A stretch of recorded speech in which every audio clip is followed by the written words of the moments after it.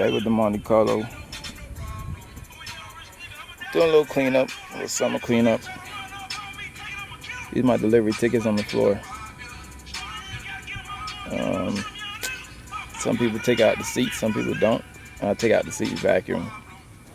I had this carpet for about 3 years now, 2. I'll probably change it again. Headliner also.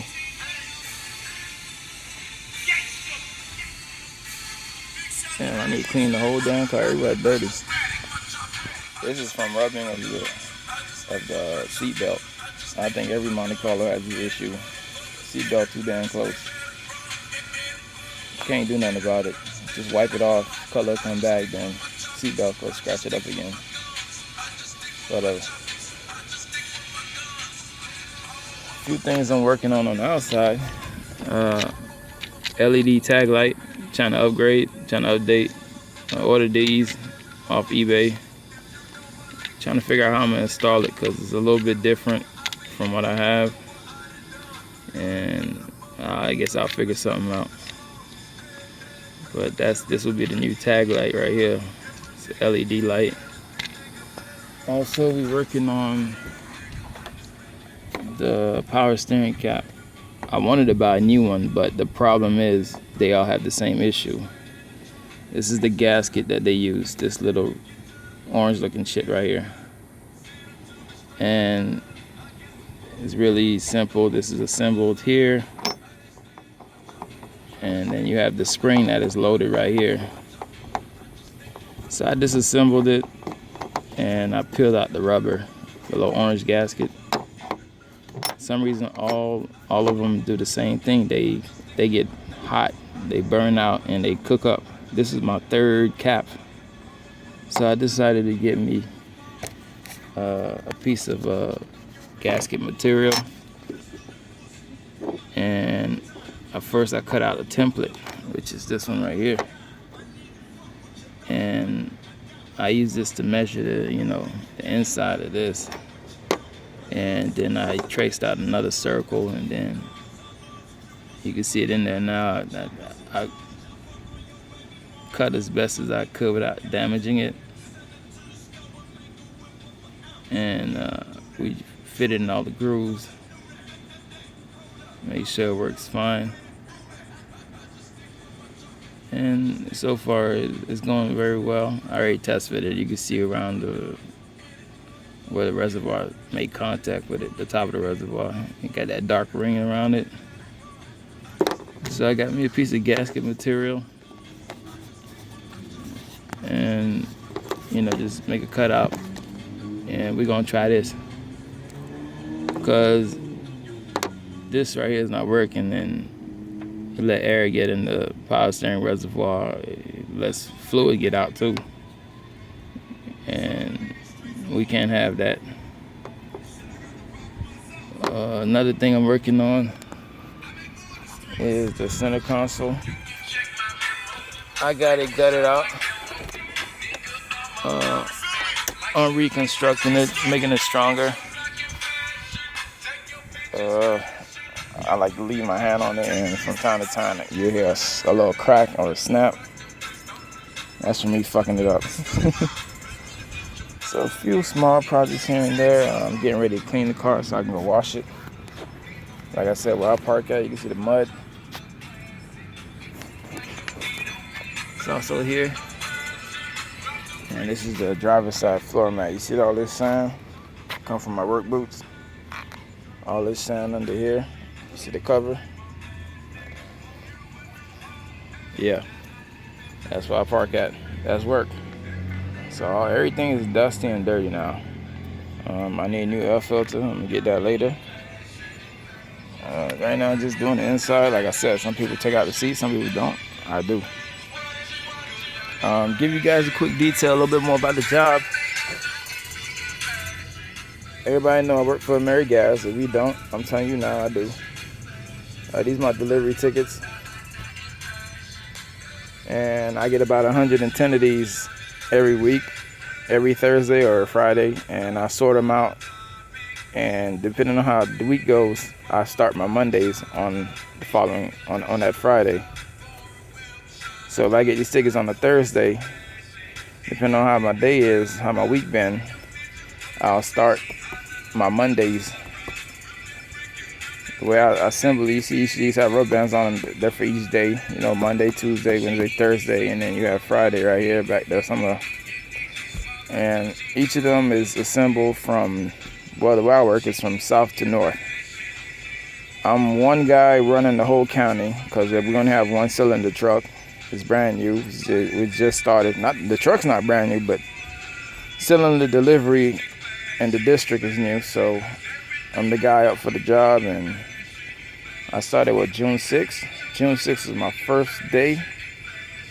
And that first week I trained. The second week I got in a truck and started a ride along with one of the dudes that was doing ACE from Orlando that transferred to this district. And he took up bobtail and I took his position.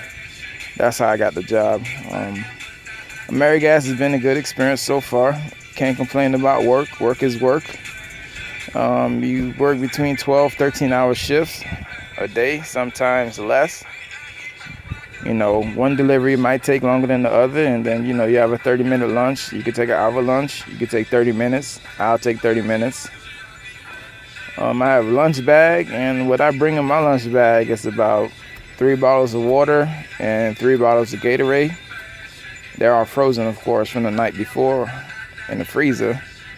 So they last me basically the whole day. Sometimes I bring 1 bottle back home and refreeze it in the freezer. Sometimes I bring no bottles home, depending on how the day is, depending on how the morning goes. That's why I start at 3 o'clock in the morning, so I can get at least 10 to 15 orders done between 3 and 10 a.m.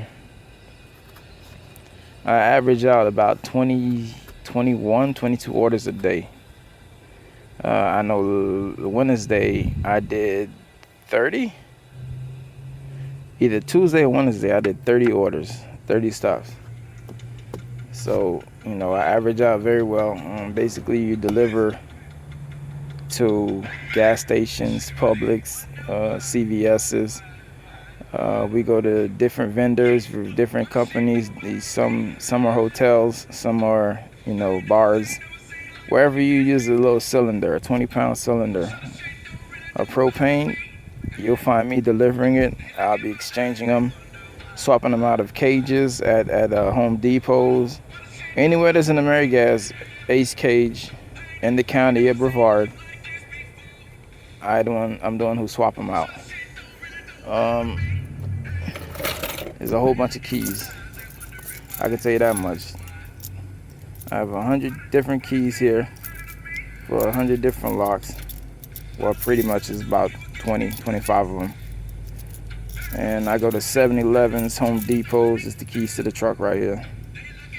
Home Depots, 7-Elevens, Publix is different accounts, different vendors, different people use it for different things. Some people use it for resale. Some people use it for personal use at their business. So whenever I get a ticket, I go there. If they don't want it, you know, we put decline delivery, we move on to the next. And it's like I said, it's been a good job. Early mornings, and, you know, you get off around 4 o'clock in the afternoon.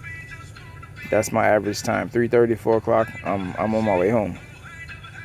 If I start late, on a late day, then I'm dead.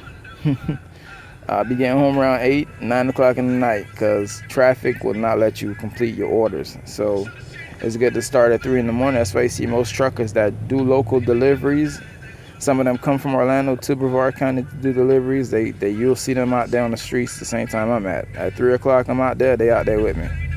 We're trying to beat traffic. We're trying to beat the people that's getting in our ways, because certain places you can't get into with a 40-feet truck, you know, a long-ass truck like I'm driving, and so much people in and out of 7-Eleven, so much people in and out of Home Depot. Home Depot, you got to be at Home Depot around 6 o'clock in the morning when certain ones do open,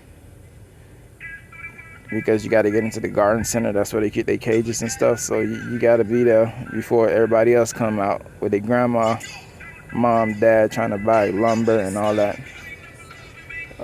Toughest thing about this job would be holidays. When there's a sale for grills, you buy your grill, you get you a free tank refill with your old tank. Yeah, I'm at Home Depot delivering at least 400 or 500 tanks on holidays. I'm going to Orlando reload at least 4 times, if not 5 times a week for that. But it's a good experience. It's a good learning. You know, it's a lot of hours. You know, the pay is decent. It's not the best pay for some people for what I do, but for me, it's something I've never done before. So to me, it's a good pay. It's a good paying job for what it is, for what I does. I try to be efficient throughout the day. I never try to see the same place twice. When it comes to delivery, you don't want to drive past the same place twice. You want to get in and go, move to the next. You know, like I said, I work from south to north, and we start from Palm Bay, Malabar, Grant, Sebastian, Miko. We start from down there, then we go to Melbourne, West Melbourne. Then we hit, Wickham. We go to Rockledge. We go through Cocoa. Then we hit, Titusville, Mims, Christmas. So that's basically it about the job. Just got to keep your paperwork in order for DOT purposes. You don't want to get pulled over and you don't have working order. All your numbers got to match what's on the truck. You have to have hazmat knowledge. Got to be careful as you drive. They're just cylinders, but there is still surge in the truck. You still can feel the surge when you're stopping, taking off, when you're turning off the exit, when you're getting on the exit. On ramp says 25 miles per hour, you better be doing 15. So you still get surge and all that, even though it's cylinders, it's individual cylinders. But that's it for me right now. We're cleaning up the car. I'm about to install me a new tag light, LED style. We're fixing the power steering cap that's been leaking. And the gasket that they put on there, that's not any good. It serves no purpose. Like I said, you get you a new gasket maker. You cut it out to the shape. Do what you gotta do. Make sure everything fits. And voila, we're in business. This was just a little template I used. It's why it looks so ugly. I just used it so I can,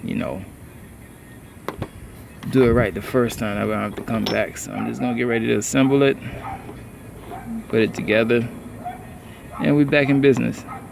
Why didn't I get another cap? This is my 3rd cap, and they all do the same thing. The reason I keep buying the caps is not because it's damaged, it's broken, or anything. It's the fact that the gasket that comes with the cap, it fails.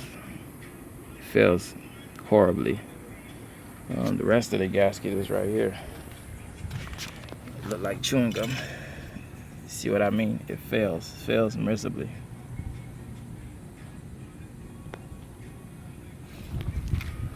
I just noticed the video was so damn long for so little that I had to say. See y'all later.